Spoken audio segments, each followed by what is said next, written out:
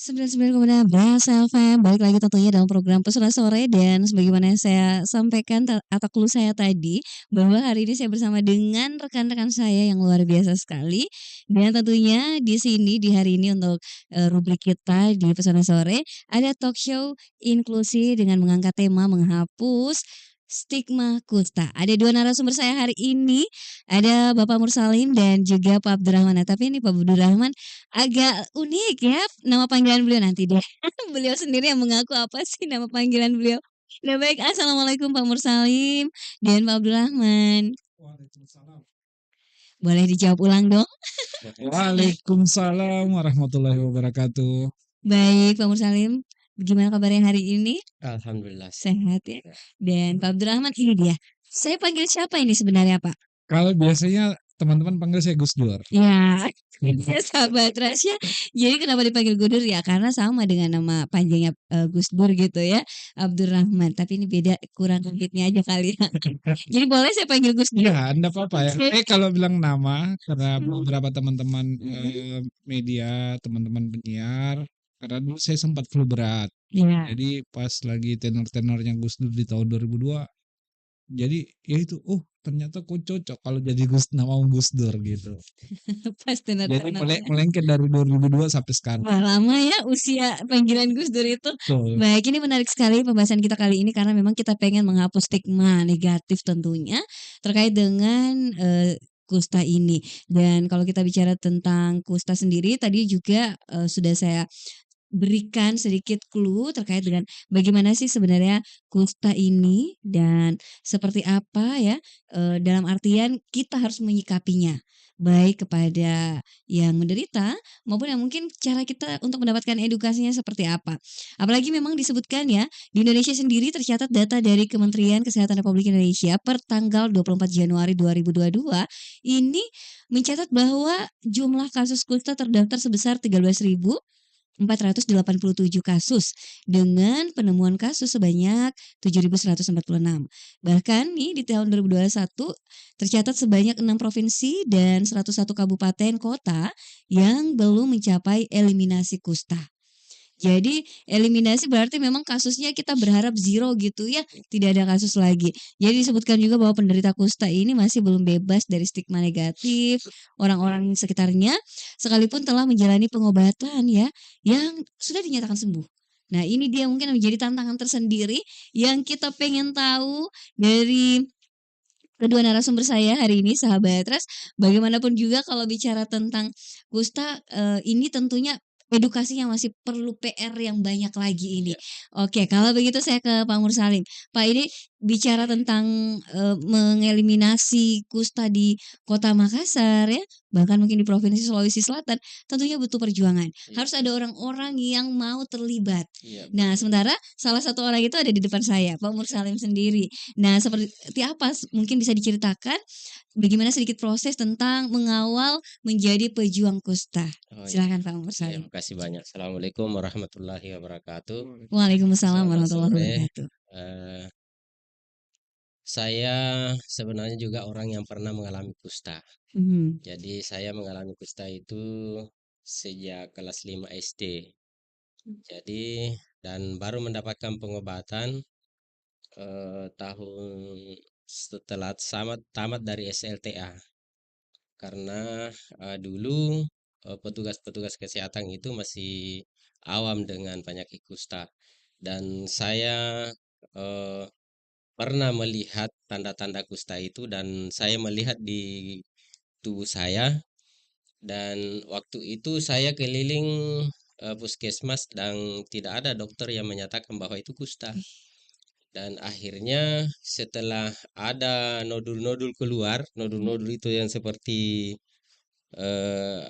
bisul-bisul dan saya kemudian kembali lagi ke puskesmas.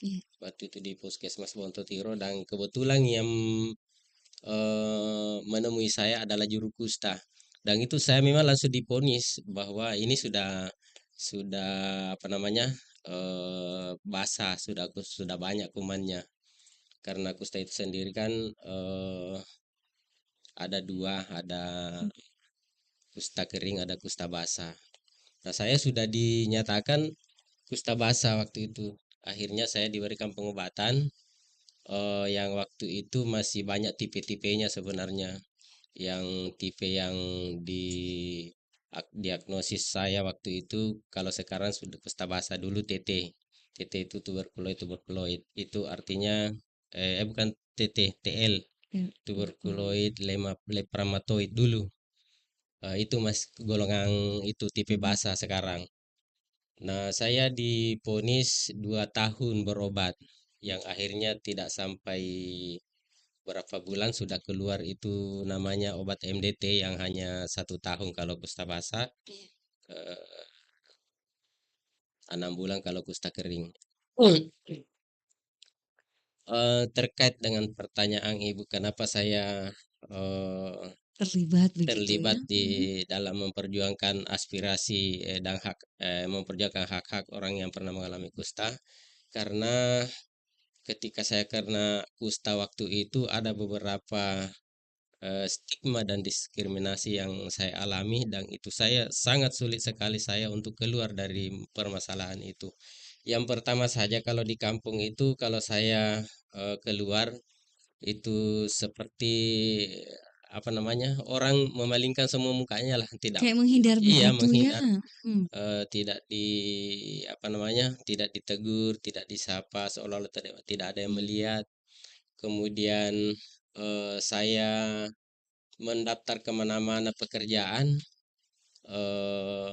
itu tidak ada yang mau terima. Hmm. Setelah saya ditahu bahwa ini kusta, ya akhirnya saya merantau ke, jadi saya waktu itu setelah selesai pengobatan merantau terus karena di kampung sudah ditahu. Sudah tidak ada yang Hmm. bisa ini. Nah, dari perantauan itu akhirnya eh, tibalah saya di di masa saya akhirnya tinggal tinggal di rumah, sudah tidak bisa karena ada namanya reaksi, saya kena reaksi waktu itu, dan saya akhirnya dimasukkan ke rumah sakit Tajudin Halid. Dan sejak saat itu tahun 95 ya, sejak saya 96, sejak saat itu saya sudah tidak sudah tinggal di Makassar, menetap di Makassar, dan melihat apa namanya, eh, fenomena-fenomena yang terjadi di masyarakat ketika saya keluar dari rumah sakit itu, eh, tidak ada apa-apa, tidak, artinya sudah sebatang kara, karena memang juga saya punya keluarga sudah tidak ada di Makassar. Saya kan orang Bulukumba terus merantau, dan akhirnya eh, karena di Makassar ini ada penampungan kusta namanya penampungan Jongaya dulu, yang kompleks Jongaya sekarang di Jalan Dangko, dan di tahun 2007 ya, eh, saya bergabung dengan teman-teman dalam satu organisasi yang memperjuangkan hak-hak orang yang pernah mengalami kusta. Saya tertarik waktu itu karena eh, kita di dalam organisasi itu kita dilatih di pusat latihan kusta untuk penyuluhan ke masyarakat Makassar, dan eh, seluruh sekolah SD yang ada di Makassar itu boleh dikata kami sudah pernah datangi untuk penyuluhan kusta. Dan kenapa kami memilih sekolah, karena kalau di masyarakat tentu masih banyak yang apa namanya, yang belum bisa menerima di masyarakat. Tapi kalau di sekolah anak-anak itu kan eh, cepat sekali menyerap, dan dia itu ngotot kepada orang tuanya. Oh, kusta itu begini begini. Iya, Justru mengedukasi orang iya, tuanya sendiri lagi iya. gitu. Dan akhirnya alhamdulillah sekarang kalau di Makassar ini ya, kalau menurut saya sudah tidak ada masalah lagi kalau dengan kusta, kecuali di daerah-daerah sekitar Makassar seperti Goa Maros, itu mungkin masih masih tinggi stigmanya. kira-kira itu yang Seperti membuat itu. membuat Wah, saya berarti memang tertarik. panjang itu ya perjalanannya akhirnya sampai di titik bahwa memang diputuskan untuk menjadi relawan Iya, untuk menghilangkan yang namanya stigma negatif terhadap orang atau penyintas kista iya gitu. kusta, ya. Kusta maksud saya. Dan kalau kita bicara tentang stigma negatif ini saya rasanya nggak puas nih kalau nggak dengarkan penjelasan dari Pak Gus Dur ya. Ini sih agak-agak aneh sebenarnya, tapi nggak apa-apa lah ya. Karena memang nama populer Pak Abdurrahman ya Gus Dur ya sudah Ya, kita bilang Gus Dur. Pak ini sebagai penggiat inklusi, ini sudah sejauh mana sih sebenarnya mendorong tema teman-teman gitu ya penyintas kusta tetap diterima di lingkungan keluarganya. Karena kan tadi disebutkan nih, apalagi kan SMP ya dari Iya. ya. usia SMP. Wih, ini perjuangan sekali dengan kondisi informasi masih terbatas pada saat itu. Kalau teman-teman relawan sendiri seperti apa mengkawal ini? Ya, kalau seperti kami, karena kebetulan saya juga bagian dari salah satu tim unit layanan disabilitas tentang isu tenaga kerja inklusif di Kota Makassar, kita tetap memperjuangkan tidak ada stigmanisasi, tidak ada perbedaan antar kelompok satu dengan kelompok yang lain. Hanya memang problem yang terjadi dikarenakan gini, stigma itu muncul dikarenakan adanya pelebelan dari undang-undang oleh negara kita sendiri. Kita bisa lihat Undang-Undang 1997, istilah Undang-Undang Kecacatan. Jadi apalagi sebelum dari Undang-Undang 1997 itu muncul adalah istilah penderita cacat di zaman Bung Harto. Soekarno. Jadi dua stigmanisasi inilah yang melabelkan oleh teman-teman difabel atau disabilitas pada seluruh teman-teman disabilitas akhirnya menganggap ya orang-orang yang tidak bisa berbuat apa-apa, termasuk juga orang yang pernah mengalami kusta. Kita tidak bisa pungkiri bahwa stigmanisasi bagi teman-teman orang yang pernah mengalami kusta karena gini, adanya tradisi budaya kita yang kalau kita kecil itu kita pasti masih ingat. Kalau kita apa ya, saya mohon maaf Pak Musalim, kalau kandal Kak kalau saya bale-bale atau kandal Kak kalau saya berbohong. Stigma ini yang membuat semakin tajam stigma tersebut di tengah-tengah masyarakat. Tetapi semakin teknologi semakin canggih, semakin maju, banyak bahan-bahan bacaan, terus kampanye yang dilakukan oleh teman-teman penggiat isu inklusif dan adanya support pemerintah karena adanya perubahan kebijakan regulasi perundang-undangan yang ada di Indonesia, termasuk Kota Makassar atau Sulawesi Selatan, akhirnya sedikit demi sedikit itu kita menyuarakan tentang isu inklusif itu sendiri, bukan cuma dari segi pelayanan kesehatan atau pendidikan, tetapi hampir semua di layanan publik.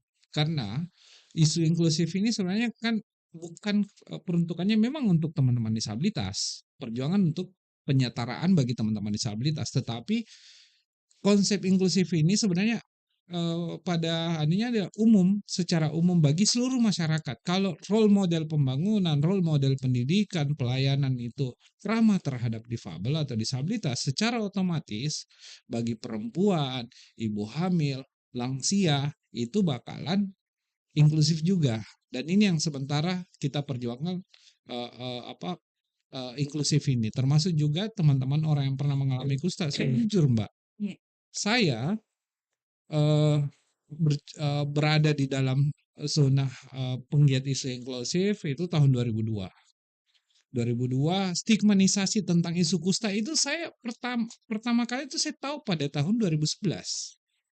Awalnya saya masih takut untuk bergaul dengan teman-teman orang yang pernah mengalami kusta karena terdoktrin dari pola pikir saya, pengetahuan yang saya sempat dapatkan waktu kecil karena itu sumpah Sumpah serap. sumpah serapah itu yang akhirnya membuat saya saja waktu kecil kalau kalau punya kesalahan sumpah kau gini gini gini berarti langsung tertanam di pikiran saya dan ini yang membuat kesulitan bagi teman-teman orang yang mengalami kusta dalam dalam dunia pendidikan maupun di dalam dunia pekerjaan. Ini pekerjaan jangka panjang sampai kalau saya sih mengungkapkan bahwa Indonesia inklusif 2030, karena disitulah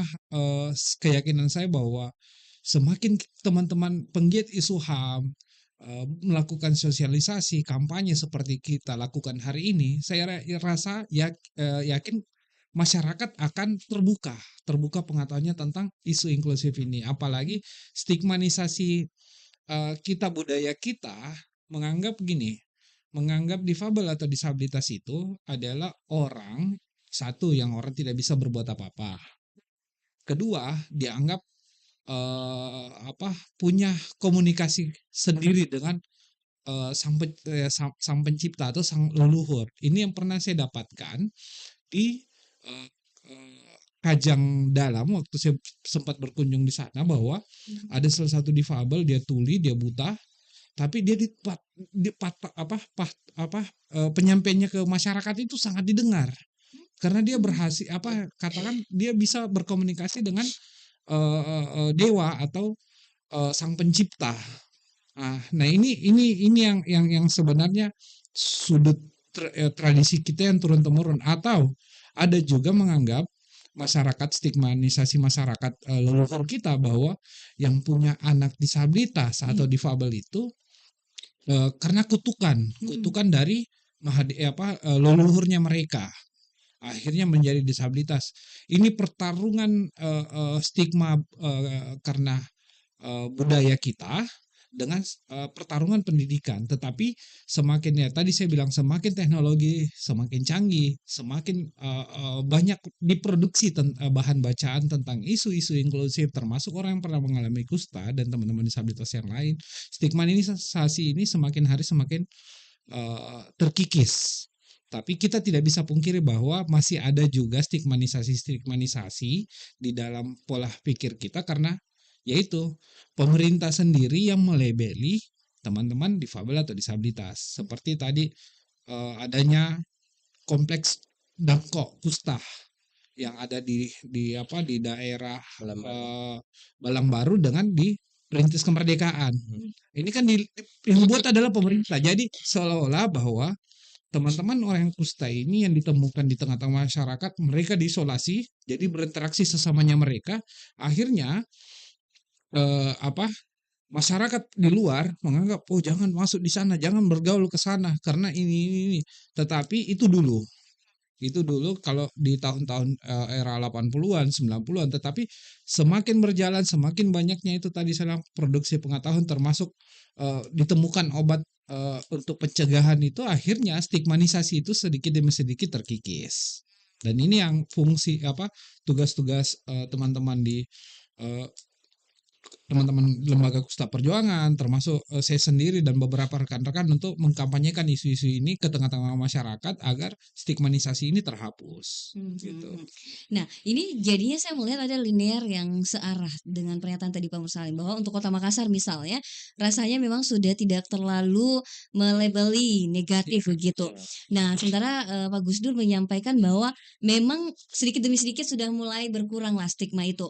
Nah, apakah memang Kota Makassar sendiri bisa kita nyatakan bahwa stigmanisasi terhadap teman-teman yang penyandang atau sudah terbebas dari kusta ini itu memang mulai berkurang, dan istilahnya terlihatlah bagaimana selama ini perjuangan teman-teman dalam menghilangkan labelisasi itu bisa dilihat sekarang di Kota Makassar. Jadi kalau seperti itu apa tantangannya kalau begitu? Kalau kita melihat ternyata berkurang nih stigma negatifnya, masih adakah tantangan? Seperti apa bisa digambarkan? Iya, kalau tantangannya kalau bagi saya ya, yang pertama masih tentang dunia pendidikan. Karena masih ada beberapa teman-teman orang yang pernah mengalami kusta putus sekolah dikarenakan labelisasi waktu beberapa tahun yang lalu.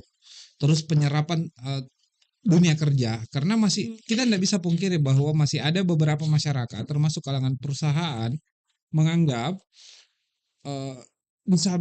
orang yang pernah mengalami kusta ini virusnya kumannya itu reaktif, padahal itu tidak. Nah, kadang kita sudah ada perusahaan membuka lowongan bahwa ini dibuka untuk inklusif, diterima disabilitas. Tapi pas teman-teman orang yang pernah mengalami kusta datang untuk melamar Iya. sesuai dengan anunya, mereka ditolak karena ada apa ya? Masih ada setengah-setengah pemerintah kadang memperjuangkan isu inklusif itu sendiri dan kurang aktifnya sosialisasi tentang informasi ini, dan saya melihat bahwa kadang juga teman-teman eh, penentu kebijakan tidak melihat data hasil yang teman-teman yang sudah sembuh, dan kadang tidak dikeluarkan kayak istilahnya surat sakti yang membuktikan bahwa dia sudah kumannya sudah tidak reaktif lagi. Iya. Karena sudah ditemukan oleh pihak medik, dan ini yang sementara kita atau teman-teman memperjuangkan untuk penyerapan dalam dunia kerja. Karena kalau penyerapan dunia kerja inklusif ini tidak diisi oleh teman-teman orang yang pernah mengalami kusta, secara otomatis mereka akan turun ke jalan lagi, meminta-minta. Ya, saya mohon maaf Pak Mursalib, meminta-minta, dan labelisasi itu terjadi, lagi-lagi terjadi. Nah, kami saya kebetulan dipercayakan sebagai salah satu tim unit layanan disabilitas tentang isu tenaga kerja. Saya berusaha untuk mengampanyekan isu ini, sekaligus mencarikan ruang-ruang yang sesuai dengan potensi dari atau skill dari teman-teman orang yang pernah mengalami kusta. Karena kalau mereka lapangan kerjanya diterima, stigma ini terhapus, mereka diterima dalam dunia kerja, otomatis mereka tidak bakalan turun ke jalan. Karena saya pernah melakukan riset atau survei. Saya ingat sekali, saya 2005 saya melakukan survei, saya langsung ingat survei saya. 2 minggu saya saya mohon maaf, saya sempat menjadi seorang peminta-minta 2005 di masjid lampu merah Masjid Raya. Amati dong, sehari saya bisa dapat 300.000 hanya untuk mengangkat tangan. Hanya dengan mengangkat tangan. Karena pada saat itu saya ditantang oleh pihak dinas sosial. Caranya, kenapa sih teman-teman sudah diberikan pelatihan, kita sudah modali, lagi-lagi kembali ke jalan. Ada struktur kesalahan yang terjadi, kebijakan yang kita buat. Sedang kenapa? Izinkan saya 2 minggu saya turun ke lapangan untuk mengetahui. Jadi saya turun sekaligus ngobrol sama teman-teman itu yang ditangkap, yang biasa ditangkap. Setelah mereka bagaimana caranya? Kami sudah dapat pembekalan, kami sudah dapat pelatihan ini. Tetapi setelah mendapatkan pelatihan, karena stigmatisasi waktu 2007 masih cukup kental. Setelah kami keluar dari tempat pelatihan, alat itu kami tidak ada pemasukan. Akhirnya alat itu kami jual. Itu contoh mesin jahit kami jual karena masyarakat tidak ingin tidak menerima kami. Jasanya tidak dihargai. Stigma itu. Karena stigma itu. Akhirnya saya sampaikan, kebetulan pada saat itu kadis sosialnya namanya Pak Haji Ibrahim Saleh. Saya bilang, Kak, gini Kak, kita buat program. Jadi kita jadikan contoh dinas sosial. Kita teman-teman yang sudah dibekali jahit, dibekali buat sapu ijuk atau lap kaki, semua dinsos pegawai beli lewat anggarannya itu kita beli geraknya mereka, kita pakai untuk diri kita sendiri agar mereka tidak turun ke jalan. Alhamdulillah 2007 saya ingat sekali program itu jalan semenjak Pak Ibrahim Saleh Kadinsos. Tetapi setelah dia tinggalkan sebagai kepala dinas sosial harus berpindah ke SKPD lain, sayangnya ini tidak dilanjutkan. Jadi problem yang terjadi kalau bilang banyak gepeng, banyak peminta-minta di Makassar, banyak yang istilahnya polisi saya lupa Pak Oga itu, karena adanya pembiaran Kenapa saya bilang adanya pembiaran? Karena mereka cukup dibina tetapi tidak diberikan kesempatan untuk terserap dalam dunia kerja. Nah, kalau kita bina terus kita langsung koneksikan, katakanlah Disub mengoperasi ini atau Dinsos mengoperasi ini, menangkapi ini, memberikan pelatihan, kita langsung koordinasikan dengan dinas koperasi atau dinas tenaga kerja untuk dibekali dan dimodali, sekaligus kita bantu untuk penyaluran dari hasil karyanya mereka. Pemasarannya sampai itu. benar-benar Iya, terjual dan menghasilkan. betul. Baik. Nah, saat ini di Makassar itu sudah mulai terjadi. Hmm.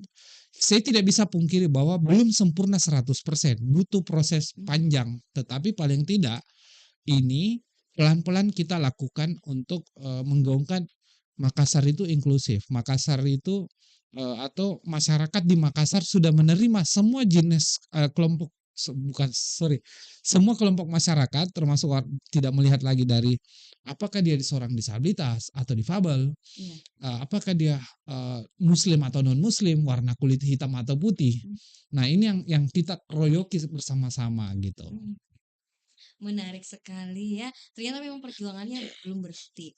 Stigmatisasi itu masih ada, terutama tadi bahwa penyerapan dari baik dari sisi pendidikan maupun tenaga kerja, lapangan pekerjaan. Tapi itu salah satu yang dirasakan adalah karena mereka akhirnya jasa mereka, skill mereka tidak digunakan. Karena masih ada labelisasi stigma tadi. Nah, pertanyaannya mungkin saya ke Pak Mursalim. Pak, ini memang seperti apa sih sebenarnya alurnya ketika seseorang sudah menjadi penyintas? Mungkin nggak apa-apa kita yang jadikan wadah ini menjadi edukasi lagi nih untuk sahabat Ras, karena kita saat ini sedang live di YouTube juga, di channel YouTube kita di Ras FM Makassar ya. Sahabat Ras yang ingin nanti putar-putar ulang lagi nih talk show kita hari ini, talk show inklusi kita, itu silakan langsung putar lagi nanti di YouTube kita. Dan tentunya kita juga ada di live streaming di website kami di radioalmarkas.co.id. Jadi bisa langsung dengarkan, dan bagi Anda sahabat Ras yang mendengarkan mungkin saat ini di jalan, yang lagi berkendara dan mendengarkan live talk show inklusi kita ini, bisa mendapatkan lagi nih edukasi Pak Mursalim. Sebenarnya ceritanya kita bisa mungkin mendengarkan dari awal kenapa sebenarnya orang bisa berpotensi terkena penyakit ini, kemudian bagaimana langkah penyembuhannya, kemudian bagaimana sifatnya ketika sudah dinyatakan sembuh. Karena tadi sempat disinggung bahwa ada yang masih berpikir itu akan kembali lagi aktif bakterinya gitu ya, kumannya. Nah, itu seperti apa sebenarnya? Bisa mungkin secara singkat dijelaskan alurnya gitu Pak Mursalim. Oke, Silahkan. terima kasih. Ada baiknya mungkin kita apa namanya berikan sekilas tentang informasi kusta. Betul. Jadi kusta itu sendiri disebabkan oleh kuman kusta yang disebut dengan Mycobacterium lepra. Ini ditemukan pada 1874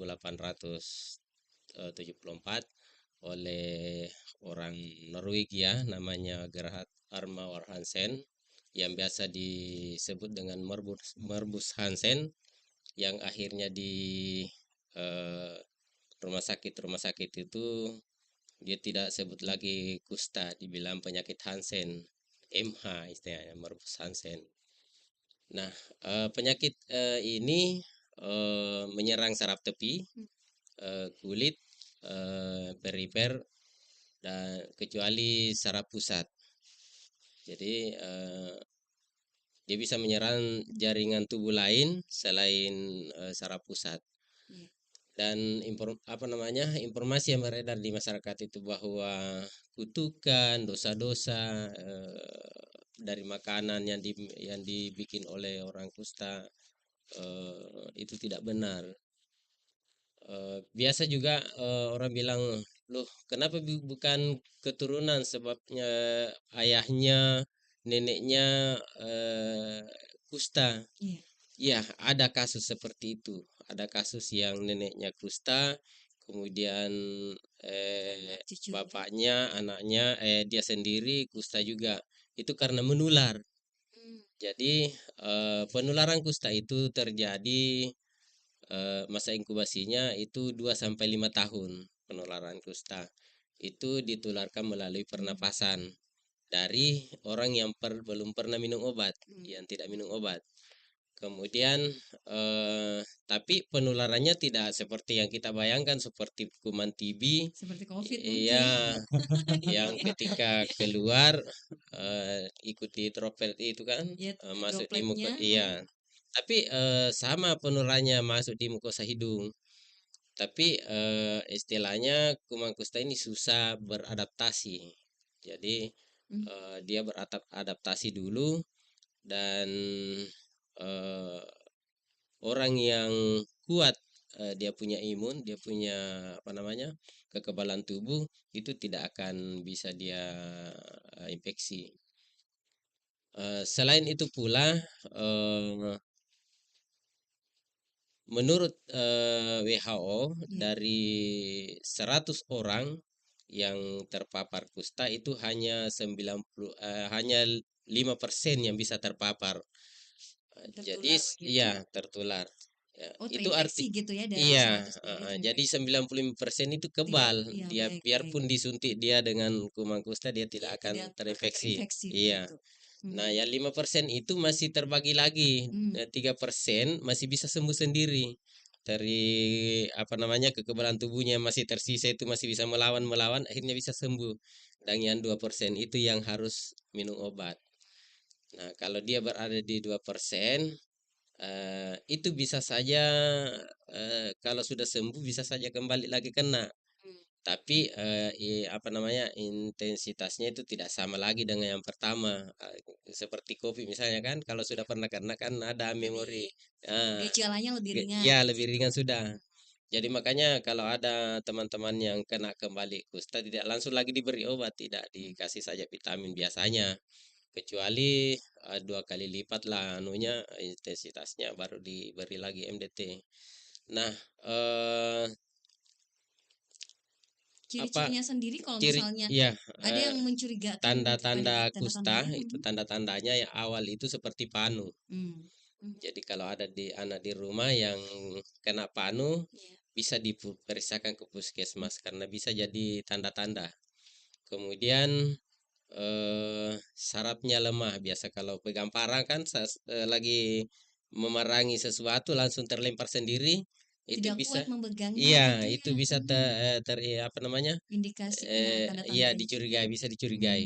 Harus memeriksakan diri ke puskesmas atau lagi jalan-jalan pakai sendal, sendalnya duluan jalan, terlempar sendiri, ya itu Ya. bisa Ya, ya, dicurigai ya. itu. Jadi tanda utamanya kalau kan 2 tipe, ada basah, ada kering. Ya.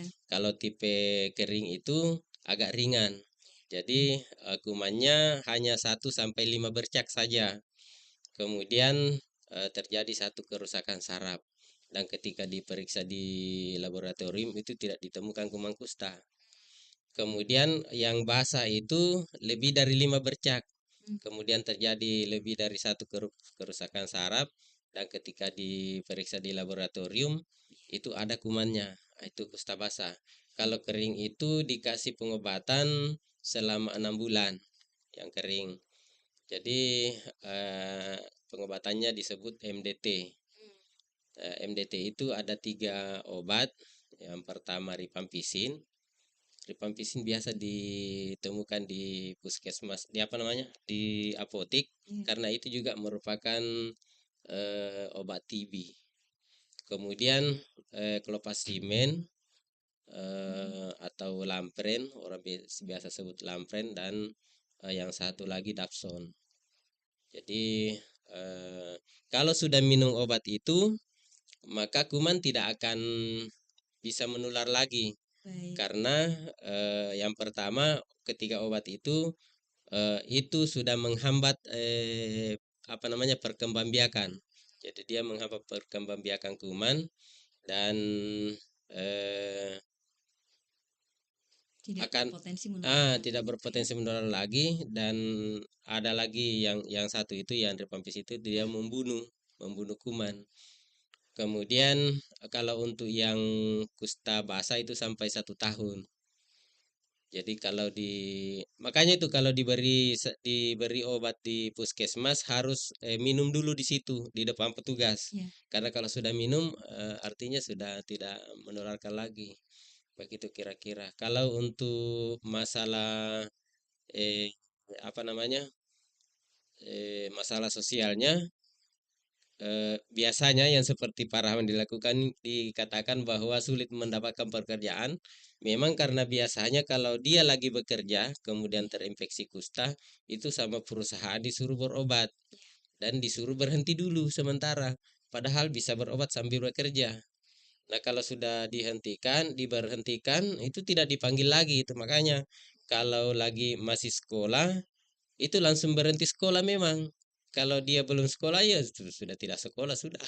Aduh, jadi Nah, itu yang SD membuat ya. permasalahan Iya, sosialnya. Dan itu tentunya berkaitan dengan masa depan si penyintas ini. iya, Nah, itu kan jadi pertanyaan lagi nih Pak Mursalin.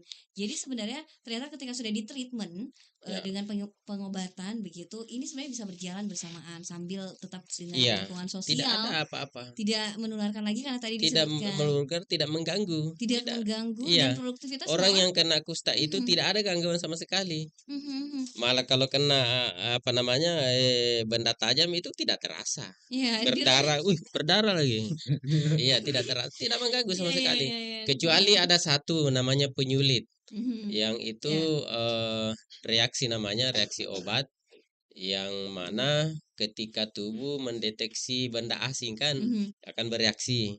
Ah, itu biasanya mhm, timbul kalau lagi stres. iya, Ah, itu biasa eh, timbul nodul-nodul yang apa istilahnya, yang seperti bisul-bisul itu.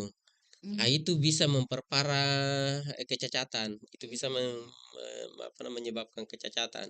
Nah, Eh, itu menarik. Jadi, apa penyebabnya ketika seseorang itu ketika dia sudah terdiagnosa nih, ya, mengalami penyakit kusta ini, terus sampai separah itu karena kenapa? Biasanya apa? Karena kelalaian minum obat atau apa gitu?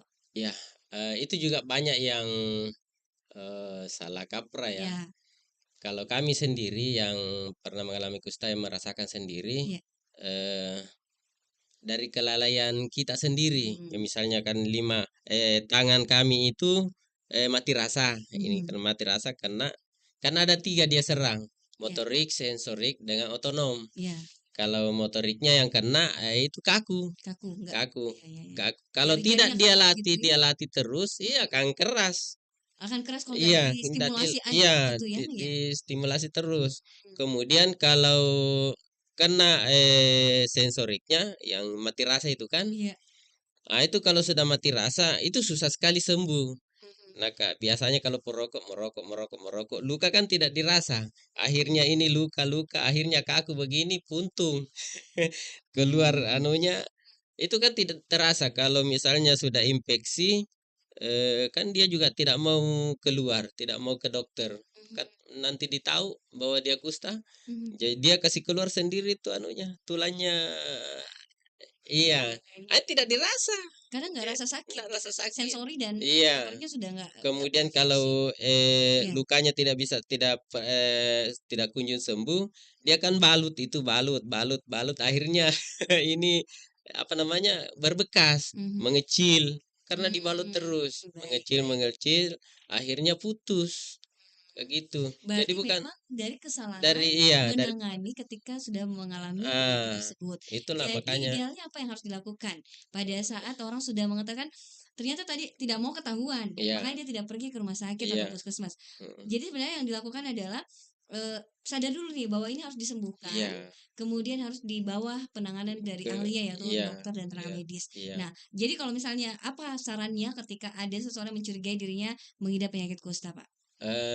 Sarannya, karena biasanya itu kalau orang yang pernah ya apa namanya, orang yang terkena kusta ini, kalau baru-baru kena itu memang dia tidak mau Hmm, apa namanya, rahasia lah iya, istilahnya. Jadi memang orang tua yang harus aktif. Kalau misalnya ada apa anaknya yang kena panu iya, atau eh, bintik merah, iya. itu bisa diperiksakan ke puskesmas. Tidak usah dikasih tahu anaknya, bilang kau periksa Jangan ini. dulu Iya, di-labelisasi gitu iya, kan ya, jangan itu langsung justru dikasih membuat dia tahu. down gitu. Iya. Iya Tapi iya iya. kalau biasanya kalau sudah dewasa, Iya, umur-umur 20-an ke atas itu siapa tahu ada yang dengar ini ya, ada ya ada panunya, iya. itu bolehlah ke puskesmas. Karena kenapa? kalau cepat ditangani itu tidak akan terjadi kecacatan. Kalau cepat ditangani tidak akan cacat. Karena yang menimbulkan cacat itu kalau terlambat ditemukan. Ya artinya sudah parah, sudah kaku apa namanya? Tulang-tulangnya baru ditemukan. Iya, itu sudah Itu istilahnya itu sedikit terlambat dan gitu ya. banyak sekarang banyak didapat begitu. Hmm.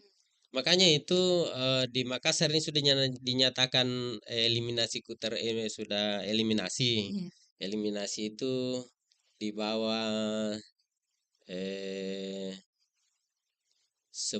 10/100.000. iya. Wah. 1/10.000, di Iya, bawah satu iya. per 10.000 Jadi eliminasi eliminasi kusta. kusta. Jadi kalau misalnya prevalensinya 0,9 itu sudah eliminasi. Hmm. Jadi Baik. Makassar ini kalau saya tidak salah, kalau saya tidak lupa itu 0,4 sekian-sekian. Jadi dia sudah dinyatakan eliminasi. Tapi pada kenyataan masih banyak yang biasa saya temukan. Biasanya kalau kami ke puskesmas itu mengambil data orang yang pernah mengalami kusta, loh ini di tetangga saya ini tidak ditahu. Artinya masih banyak Masih yang banyak. ini ya. Ibaratnya bisa nggak dibilang Pak seperti gunung es yang di Ya, atas sedikit fenomena gitu, gunung fenomena, es, ya. tapi di bawahnya sudah Iya, banyak. di atas kelihatan kecil tapi sebenarnya di bawah Walaupun prevalensinya iya, tadi rendah, iya, meskipun seperti itu dan tapi ternyata kita iya. harus betul-betul ke lapangan Ada Pak untuk cek. apa namanya? Ada beberapa ini juga sih karena kalau dibilang eh eliminasi itu karena Ya, eh nggak ada laporan. iya, ada Itu dia juga. yang dikhawatirkan kan tidak ada laporan. Iya, kalau misalnya banyak lagi kasus itu malah lebih bagus, artinya sudah Ya, banyak ditemukan lagi. Artinya benar-benar aktif ini petugas. aktif dan Begitu. ternyata orang terbuka untuk mau Iya, berobat iya, begitu tanpa harusnya begitu. menutup-nutupi. Nah, kalau apakah sama kalau kusta sendiri dengan TB? Misalkan TB itu ada istilahnya tahapan berobat sekian lama, Iya, kemudian ada yang namanya resistensi obat. Ada iya. nggak seperti itu kalau penyakit kusta, Pak? Iya, hampir sama. Mhm. Karena kuman TB sendiri itu sepupu dengan kuman Gitu kusta. ya. Mhm. Bentuknya sama, perkembangbiakannya sama. Mhm. Bentuknya batang, kemudian dia berkembang biak melalui membelah diri. Hmm. Tapi yang membedakan itu TB Iya. menyerang di saraf pusat. Kalau kusta Kalau saraf kusta tidak tepi. malah justru Iya, tidak diserang saraf iya. pusatnya. Kalau istilahnya Pak Aming ini kalau Ada kusta Pak itu Amin. ya, Ya.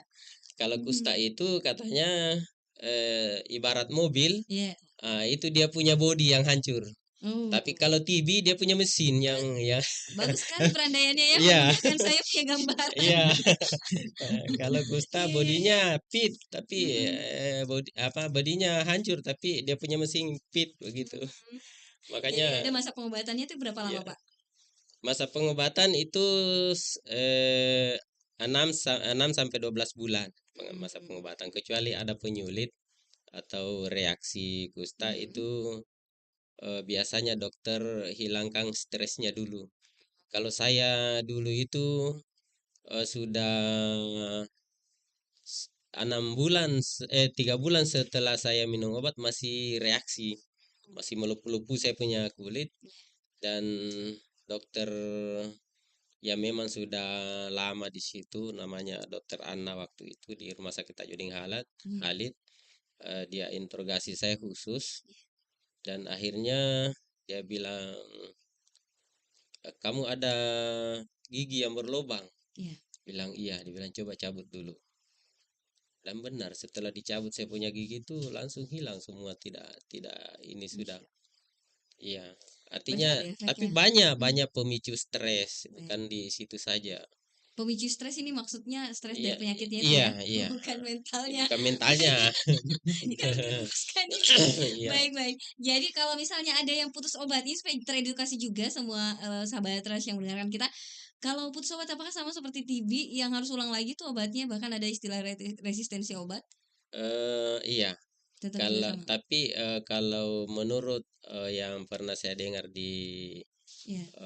karena hati-hati juga ya kita Iya, bicara karena ini tentang dunia medis itu. gitu ya. Iya.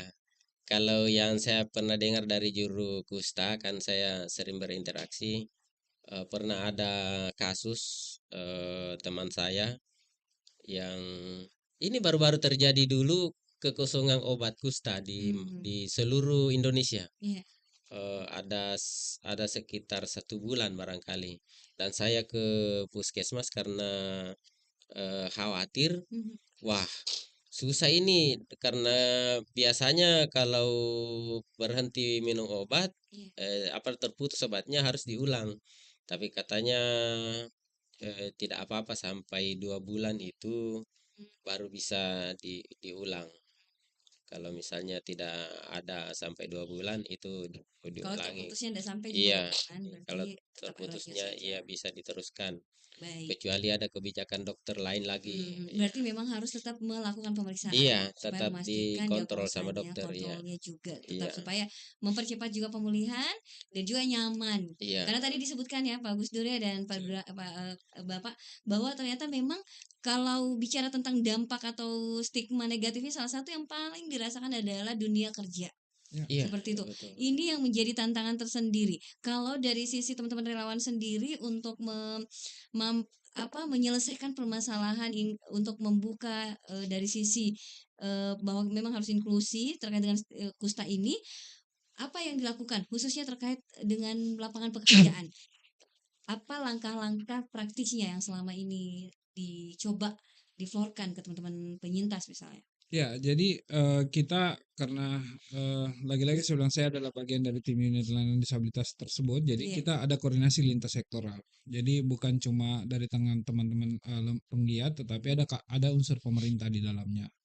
Lewat sinilah kita terkoneksi, terhubung dengan lembaga-lembaga pelatihan kerja untuk menerima teman-teman orang yang pernah mengalami kusta. Dari situ kita juga gencar melakukan sosialisasi ke beberapa perusahaan, memberikan pemahaman tentang stigmanisasi ini, karena kalau teman-teman di apa ya di beberapa di perusahaan internasional ini sudah paham tentang isu ini, kewajiban mereka karena memang sudah diatur dalam regulasi Undang-Undang Disabilitas Nomor 8 2016 dan diperkuat juga dengan eh, peraturan pemerintah, dan khusus di Kota Makassar itu diperkuat dengan peraturan daerah, ada peraturan wali kota, termasuk juga teman-teman di unit layanan disabilitas tenaga kerja membuat wali kota pada tahun lalu membuat surat edaran kepada seluruh perusahaan untuk mewajibkan.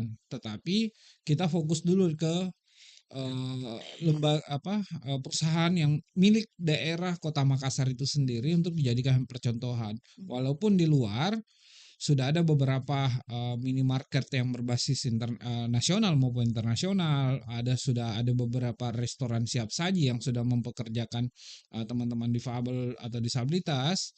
Tapi di sini juga tantangannya bagi kami di tim unit layanan disabilitas untuk menyampaikan, untuk menerima juga teman-teman orang yang pernah mengalami kusta, karena mereka sama dengan teman-teman difabel pada umumnya atau teman-teman disabilitas pada umumnya yang rentan dengan apa ya tidak terserap dalam dunia kerja. Dan ini saya dengan Pak Mursalim, mendampingi Pak Mursalim untuk melakukan roadshow di beberapa perusahaan, termasuk di teman-teman radio, Iya. khususnya di tempat ini, untuk menyampaikan ke publik bahwa eh, stigmanisasi ini sebenarnya harus kita sudah lupakan, harus kita sudah tutup dan menerima teman-teman orang pernah mengalami kusta, termasuk juga dalam dunia kerja. Karena gini, saya mengambil contoh kecil sederhananya. Saya punya orang tua, kebetulan dulu dulu kan kalau kita beli kue-kue tradisional kan itu ada kayak gerobak-gerobak ya. Jualannya mulai sore. Tempat orang tua saya jualan pada saat itu di depan rumah sakit haji. Dan ternyata ada satu produk makanan yang dibuat salah satu masyarakat orang yang ada di Dangko tersebut. Itu enak banget. Enak banget, dan saya mencoba mengkonsumsi, keluarga saya mengkonsumsi, dan tidak ada yang terjadi bahwa menular atau bagaimana. Karena memang itu kuman.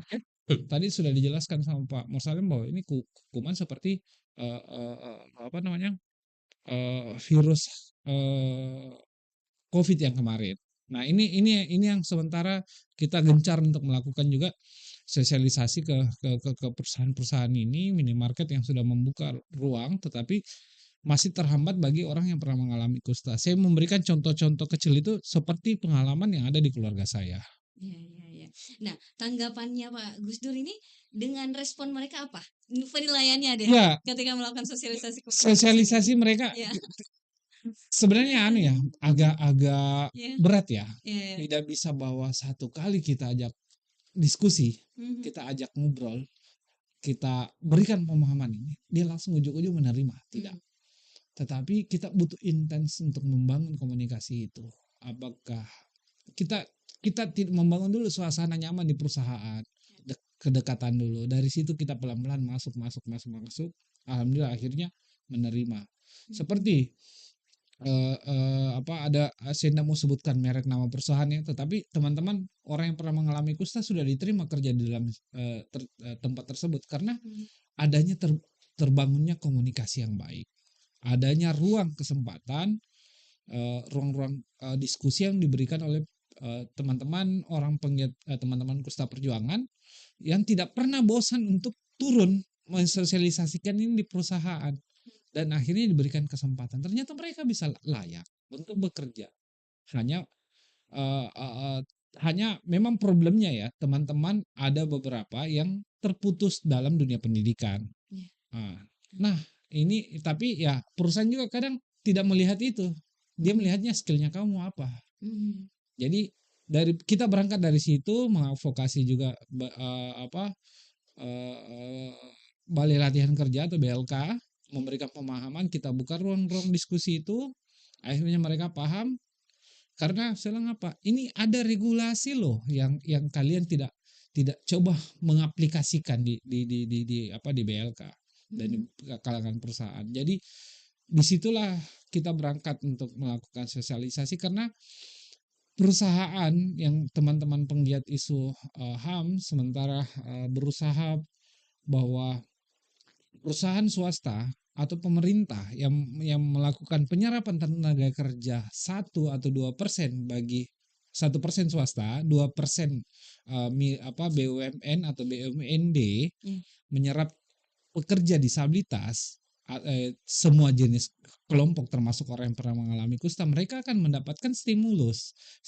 dari pemerintah itu sendiri. Yang pertama, apakah teman-teman lagi memperjuangkan keringanan pajak iya, atau mendapatkan reward, stimulus, dukungan untuk pembayaran pajak itu sendiri, ini yang sementara kita perjuangkan. Kalau saat ini masih dalam bentuk seremonial piagam penghargaan dari lembaga negara, tapi ke depannya kalau karena masih di meja Ibu Menteri Keuangan, iya, perhitungannya mereka iya, kalau memang bisa, ini perusahaan yang sudah mempekerjakan disabilitas akan mendapatkan stimulus iya, keringanan pajak gitu iya, iya, iya. untuk mempercepat Indonesia Inklusif 2030 dan penyerapan 2 atau 1% tersebut. Wah, ini berarti benar-benar sudah masuk di meja-meja kebijakan gitu ya. Betul. Nah, tadi menarik sekali terkait dengan kebijakan.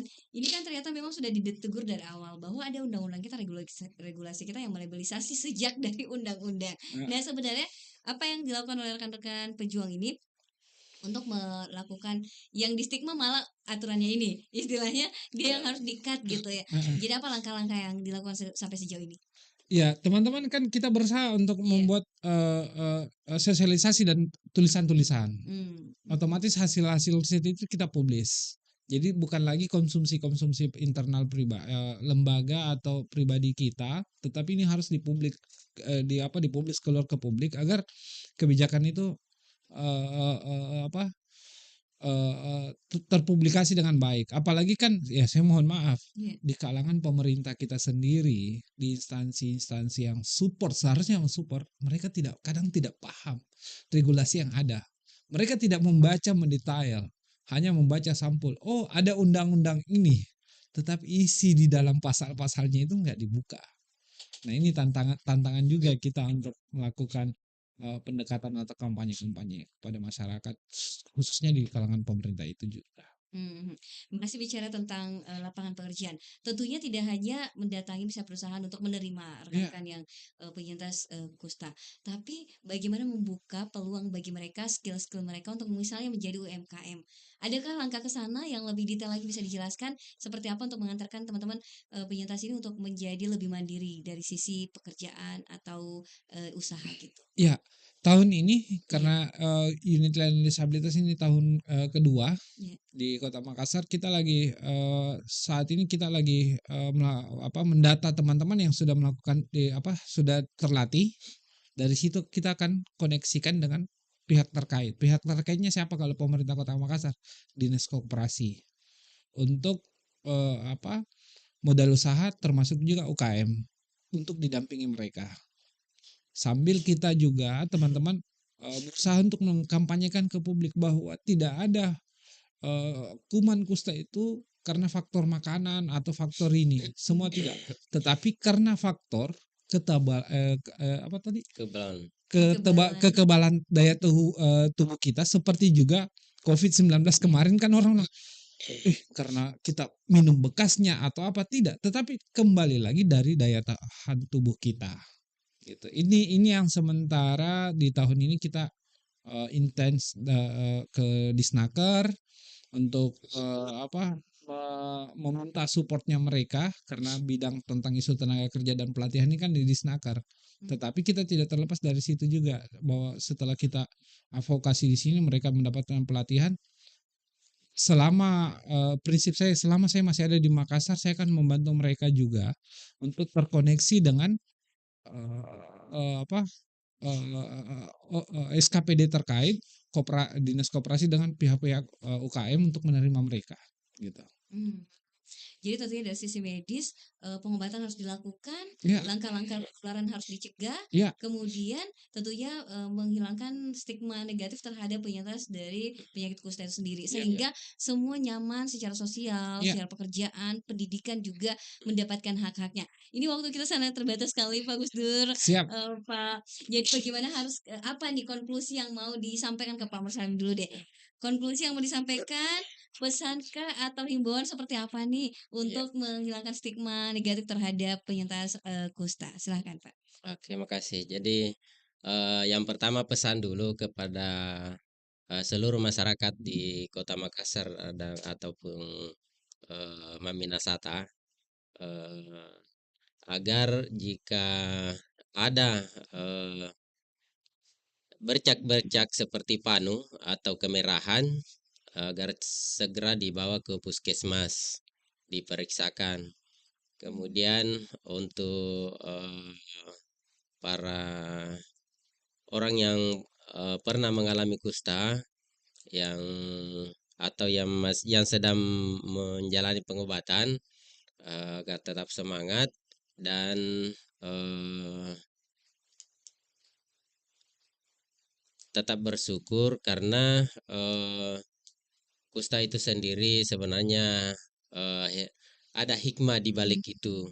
Mhm. Kemudian jangan menyerah, eee,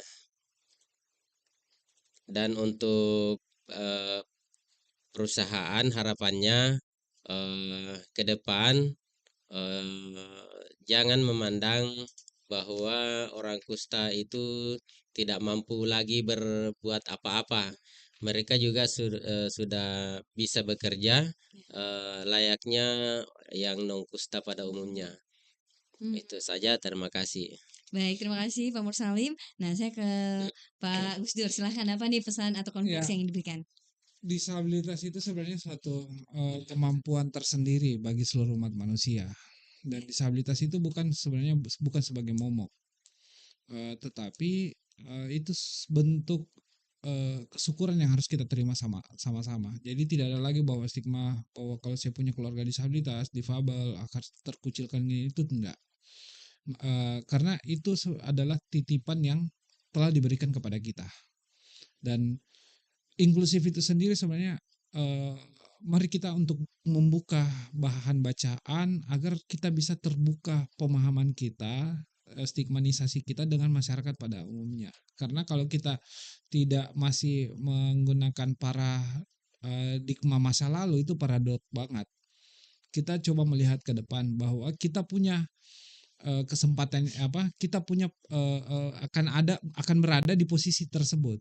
Apakah karena faktor usia, faktor kecelakaan kerja, atau kecelakaan sewaktu kita beraktivitas di luar, kita akan menjadi seorang disabilitas. Itu kita tidak bisa pungkiri. Nah, dari situlah kita bercermin untuk sama-sama memperjuangkan kota kita yang kita banggakan atau provinsi yang kita cintai untuk menjadi inklusif, karena saya yakin Indonesia itu akan terhapus stigmatisasi pada 2030 dengan dukungan masyarakat pada umumnya. Baik, luar biasa sekali. Terima kasih Pak Mursalim, Pak Gus Dur. Siap.